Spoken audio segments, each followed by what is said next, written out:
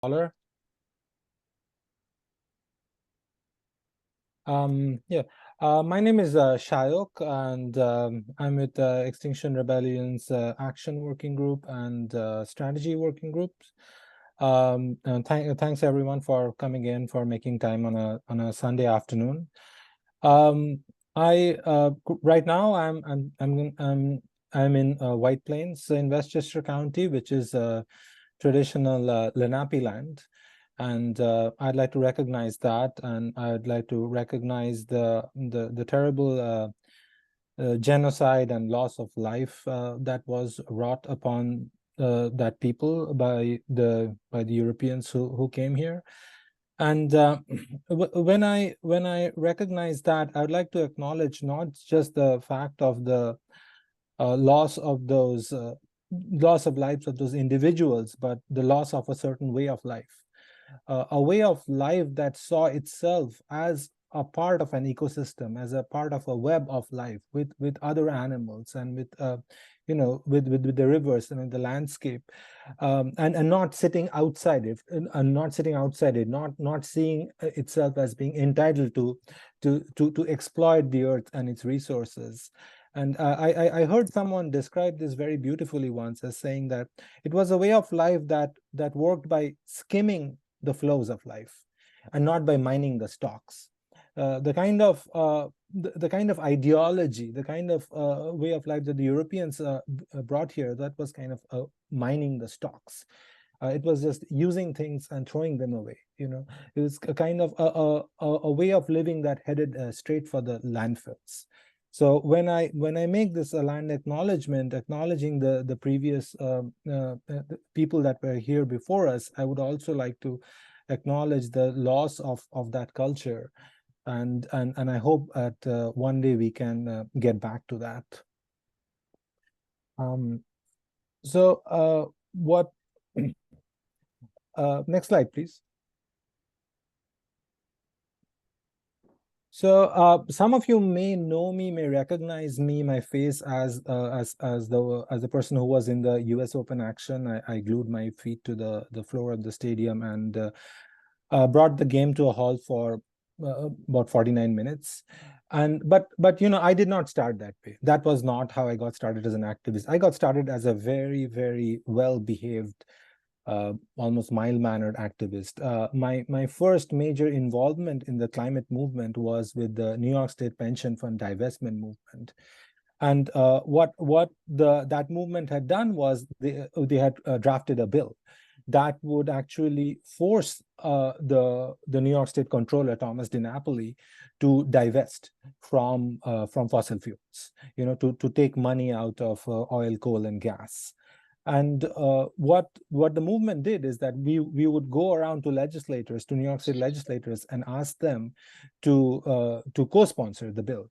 And I would do this very typical, well-behaved citizen activist thing. Like, I would call my legislator. I would get onto calls with legislators. I would try to find aides and people in the orbits of various legislators, people who are maybe reluctant to sign on to this bill. So I did this like very, very conventional, straightforward, well-behaved thing as an activist, and it worked. I got kind of lucky. I came in at the last year of this movement. The movement had been going on for 7 or 8 years, but at that time, DiNapoli saw the writing on the wall, and he voluntarily agreed to get on a path of divestment. So it seemed to be a way of solving at least one valid way of attacking the climate crisis, which was to attack the flow of money, to get money out of fossil fuels. So next slide, please. So sometime after that, I came to Extinction Rebellion, and I started working on similar strategy with slightly different tactics. Civil disobedience is Extinction Rebellion's kind of primary tactic. And my first arrest was like in early 2022 with Extinction Rebellion, where we sat down in the Citibank lobby and stopped people from going into work. Now, I'm saying all of this, my purpose is the following. You know, I know there are people here who probably been at this as activists, as climate activists for much longer than I have, and I say this, and I'm tracing through my path in all humility, to because I went from this very well-behaved person to a person who glued his feet to the Arthur Ashe Stadium in a very short period of time. I think this path, through this path, we are able to examine what works and what does not, because I tried so many different things within a very short period of time, within a pretty similar political environment. So that's why I bring all of these up. So after that Citibank blockade in early 2022, I mean, I kept at Citibank. I mean, I would encourage people, I would organize people to go flyer at Citibank, to do all kinds of actions, you know, not just like heavily disruptive and confrontational actions. Like we did, like, you know, sarcastic holiday cards, and you know, and like, you know, ironic songs, I mean, parodies of holiday music. We did all that. Then in spring of this year, we did this a major set of actions. Like we went to not just Citibank, but to a whole bunch of fossil fuel financing banks branches, and we sprayed no new oil on them. And I know a bunch of us got charged with felonies for that. Like, unfortunately, those charges were dropped later. And not only that, in collaboration with New York Communities for Change, we did an overnight occupation of the plaza outside Citibank. So we put in quite a bit of effort into this campaign, and not just I mean, and we just didn't do it at any random point of time. We did it round on the night before Citibank's shareholder meeting, so that the financial press would be interested in these actions. So we took all of those into account. And next slide, please.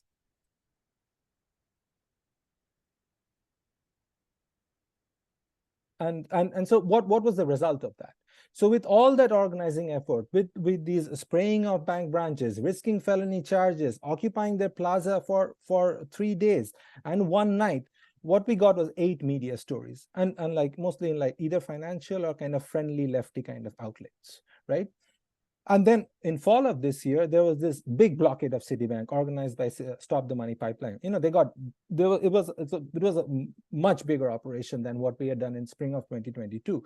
I mean, they blocked all the entrances. Dozens of people got arrested. You know, it was a huge organizational effort. They got activists coming in from all over the country, right? So it was a significant effort, and you know, it was a significant disruption, and that got 79 media stories. So you see, the moment you do some serious disruption, you get more media stories. But I will argue later that even this is like kind of not quite enough. And just to step back, let's examine what has been the impact of the divestment movement overall. You know, the divestment movement overall has picked up steam. You know, major organizations, major institutions like Harvard and NYU, their university endowments have agreed to divest from fossil fuels. But has that really cut down fossil fuel projects? We still have new LNG terminals being built. We still have new pipelines being built. We still have new oil exploration going on. I mean, you can argue that you can make that sort of the same general accusation against the entire climate movement. You know, nothing really has succeeded in the climate movement. I mean, emissions keep going up. You know, the level of carbon dioxide in the atmosphere keeps going up. So, but divestment movement had a very specific, narrow goal, right? To take money out of investment in fossil fuels. And I would say overall, even with successes of specific institutions divesting, investment overall in fossil fuels has not really significantly come down. We keep seeing newer and newer projects come online. Yeah. So what can we do? Next slide, please. What I would argue is what we need to do, and what people have started doing in a significant way, is disrupting things we love. And that sounds crazy, why? I mean, and what do I mean by disrupting things we love? So on this slide, on the left-hand side, you have this picture of this action where a few activists, one from Extinction Rebellion NYC, one from Declare Emergency, a few from Rave Revolution.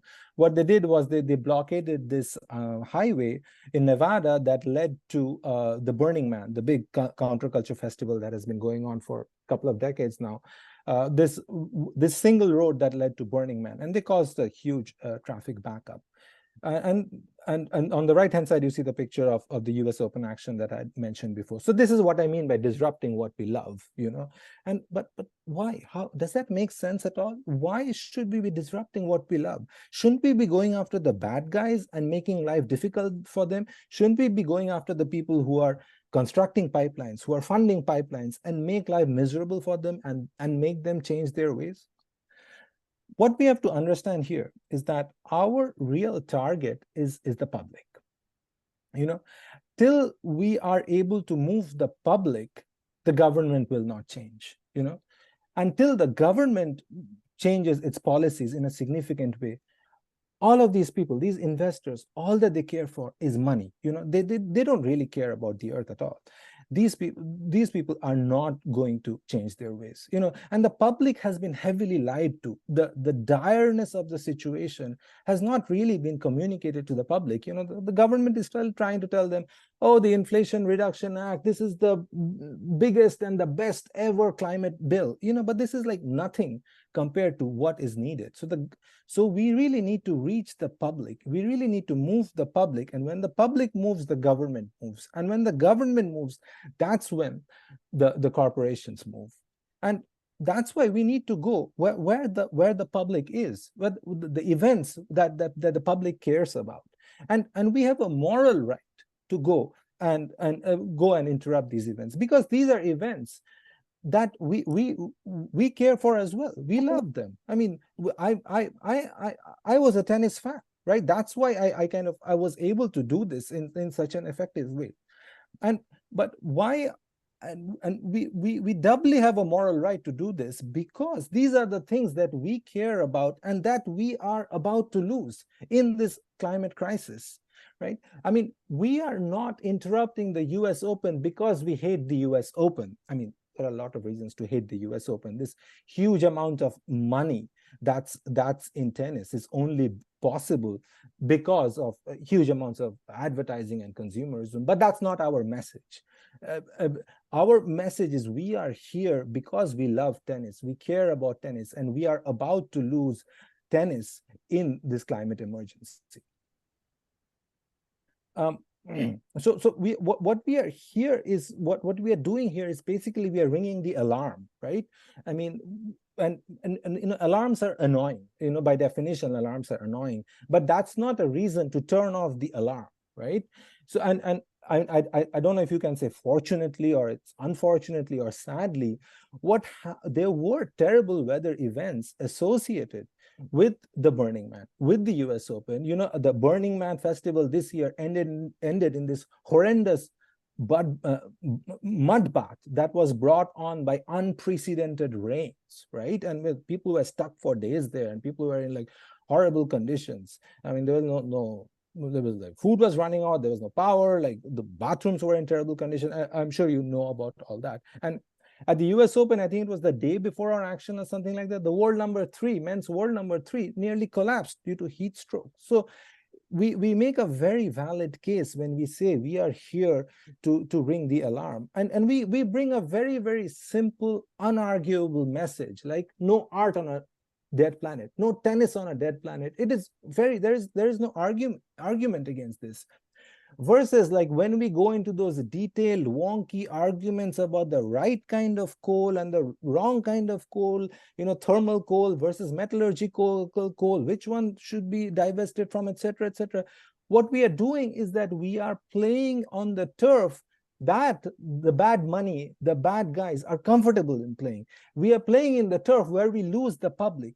Whereas when we say no tennis on a dead planet, we are on the same emotional field as the public, and it is much, much more effective.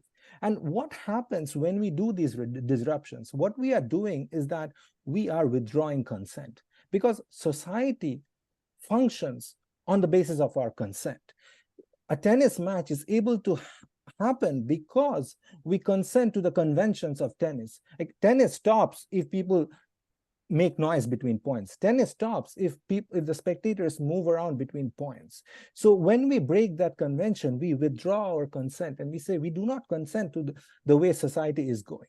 And when we do that repeatedly, that makes news, and that reaches the public, and that brings change about. So next slide, please.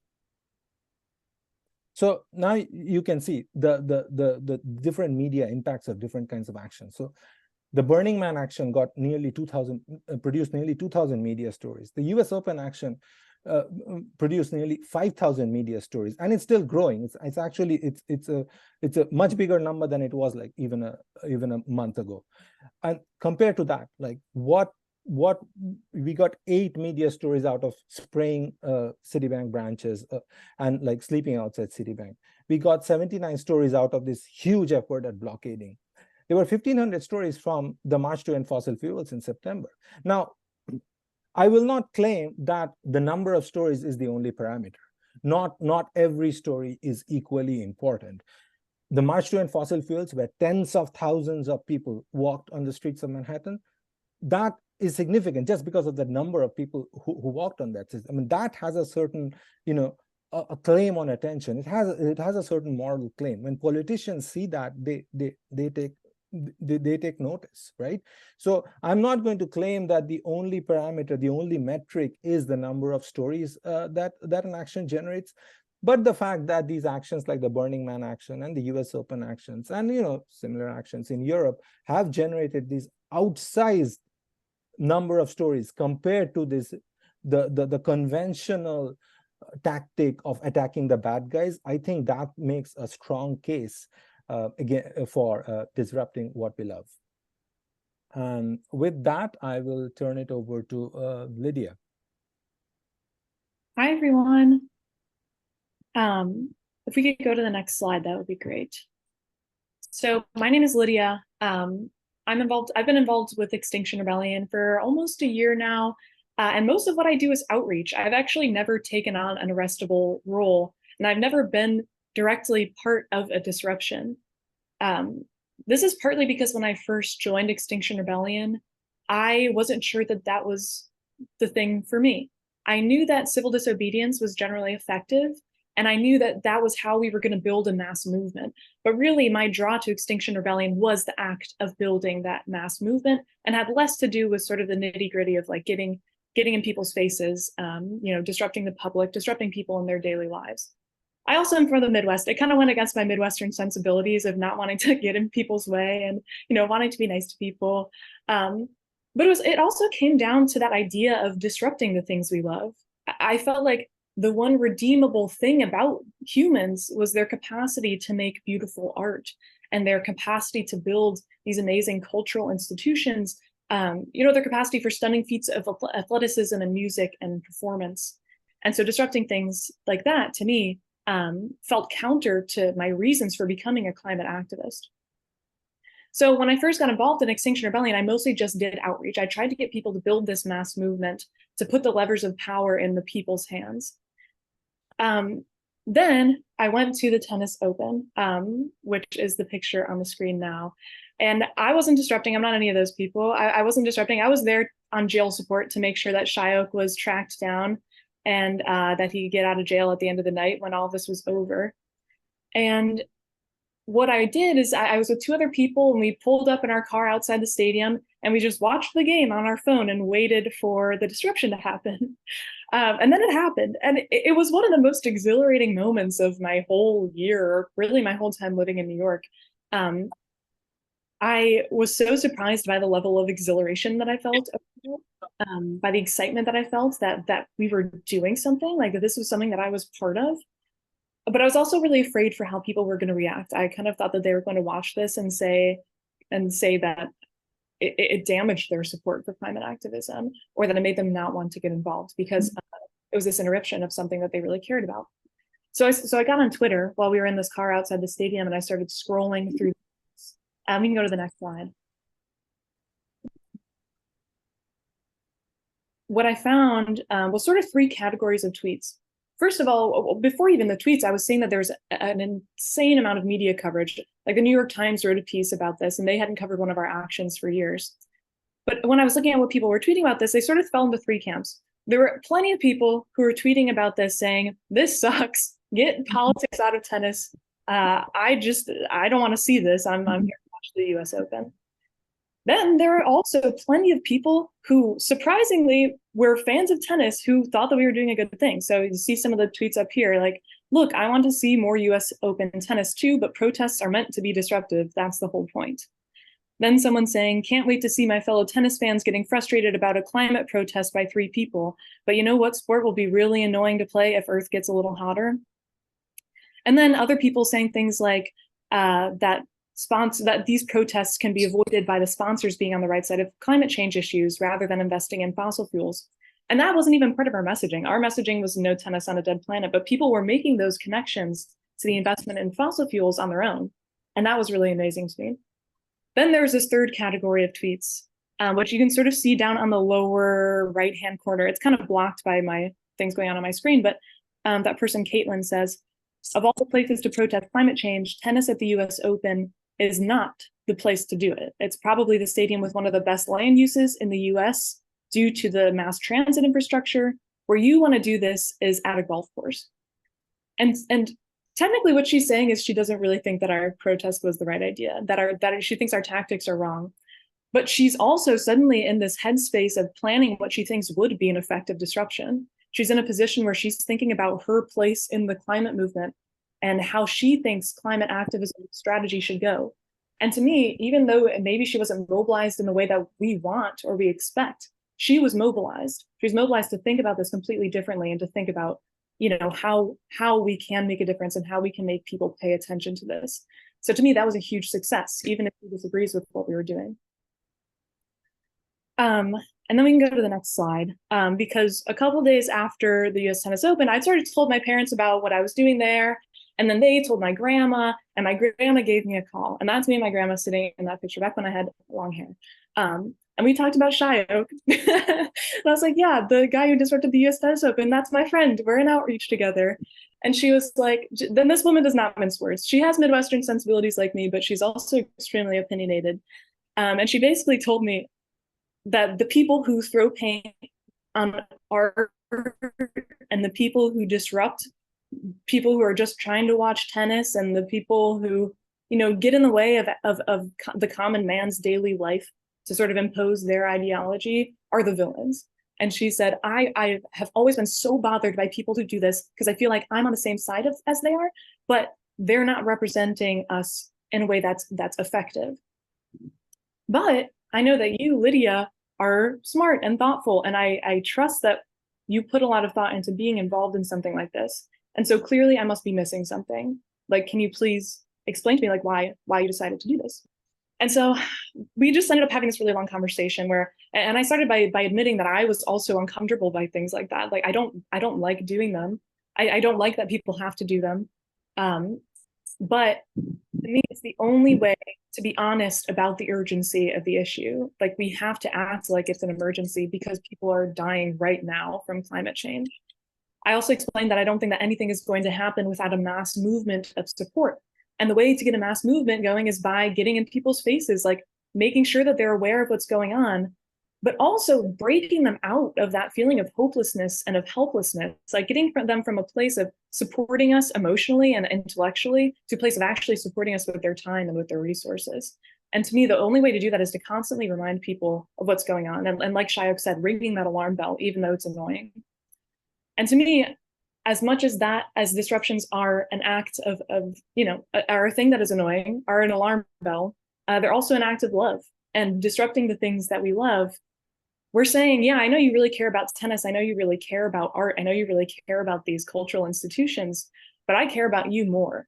Like I care about you and your offspring and your offspring's offspring. And I care about your ability to live. And I care about all the people who are currently dying because of the situation that we're in. And so to me, these disruptions, ringing that alarm bell, that's an act of love towards humanity and also to the activists that you do it with. And as I was explaining this to my grandma, I was like, oh, actually, I do believe all this. Like, I found myself kind of convincing myself, like, oh, actually, I think I really can get behind this as a strategy. And she ultimately agreed with me. She said, okay, I don't want to go around throwing paint on art, but I do technically agree with everything you're saying. And like, that's not really the way that I want to get involved by causing these disruptions, but I do want to get involved. Like, I agree with you that it's an emergency situation. And so then we sort of talked about ways that maybe she can do climate activism in a way that fits with her life. So it's another one of those examples of even when it doesn't mobilize people in the way that you want it to or the way that you expect it to, it mobilizes people. And then we go to the next slide. That's sort of the perfect example of our theory of momentum, our theory of change and building momentum as climate activists too, where we have these huge escalations that draw people's attention. And then once it draws people's attention, a fraction of them are going to want to join us and do what we're doing. And once they join us, we get them from a place of that passive support, of agreeing with us in mind and heart, to active support and joining the movement to fight for change. And the bigger the movement, the bigger the disruptions we can plan, and the more disruptions we can plan, and then the more people we can absorb. And then you know, it goes back in this cycle. And I felt like by being at the tennis open that night, I was part of that. And that was really huge for me. We can go to the next slide. So, and I mean, Shayok and I both sort of took a more personal approach to this and telling you about how we experienced it. But this isn't just based on personal experience, and it's not even just based on Extinction Rebellion's experience. This is based on scientific fact and historical precedent that disruption is the most effective way to make social change. There's a study that came out recently where over 100 political scientists were interviewed about the history of social change and what social movements were effective and why. And all of them said that the one deciding factor on what was going to make a movement for social change work was disruptions, or public disruptions, even when it's unpopular, even when it's uncomfortable, even if they don't get positive media attention, disruptions are what make a movement work. And so that is another thing where, of course, there's this emotional component to it. There's this blockage, there's this emotional blockage where we don't want to make other people uncomfortable. But this is really, has proven to be over and over again, this strategy that works. And next slide. This is also sort of the thinking behind our political demands. Our political demand being having people's assemblies to actually decide on what legislation and what regulations are going to be passed to quell the effects of climate change and to stop fossil fuel emissions. Building a mass movement, that puts pressure on people who have the levels of power to make change. People's assemblies put that power directly into people's hands. So they're actually the ones that are writing the legislation. They're actually the ones who are controlling investment in fossil fuels. And one of our goals in this rebellion, this upcoming rebellion in November, where we are disrupting things we love, like museums, one of our big goals is that those big cultural and educational institutions are going to back that effort and really stand up to their idea of educating the public on the science behind climate change and putting the power in the public's hands to create change. So that's one thing that we're asking for in November, is that people's assemblies, they're a big goal of what we're doing. And we're hoping that that's a method that change will happen through. It's also proven that people actually change their minds when they talk to each other. So just like my grandma calling me and changing her mind over sort of her thoughts on what public disruptions were, it doesn't always happen that way. It's not always that clean and easy. But when people are put in a room together, when they're presented with the facts, when they have to come up with solutions together, they're much more likely to change their minds. They're much more likely to de-radicalize, and they're much more likely to put forth legislation that is actually effective compared to what our politics. So we'll go on to the next slide. Basically, just to sort of sum things up, disrupting the things that we love works. That's according to science, and that's according to historical precedent. But beyond like just sort of the logic of it and just the scientific proof that it works, I also like truly believe that it's an enriching experience, and it's an enriching thing to take part of as an act of love for humanity and for organizers and for ourselves and for our kids and for our grandkids.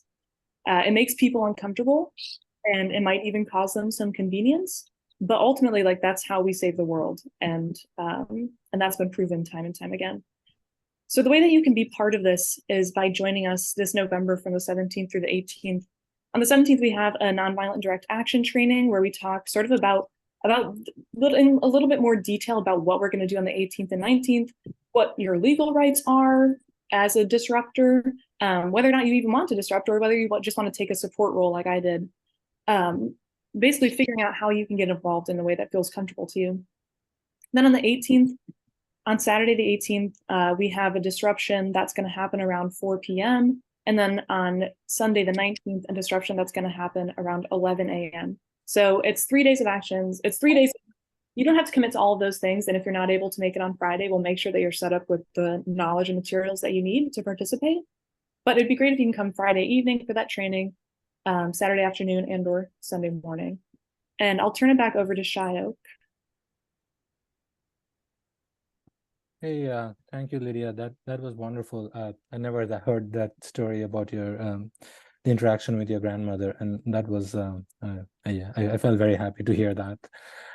So now we're going into some breakout rooms, 2 breakout rooms led by Lydia and myself, where we can kind of answer any questions you have, and bring up some deeper topics if you want to go there. So yeah, Michelle, if you want to throw us into breakout rooms.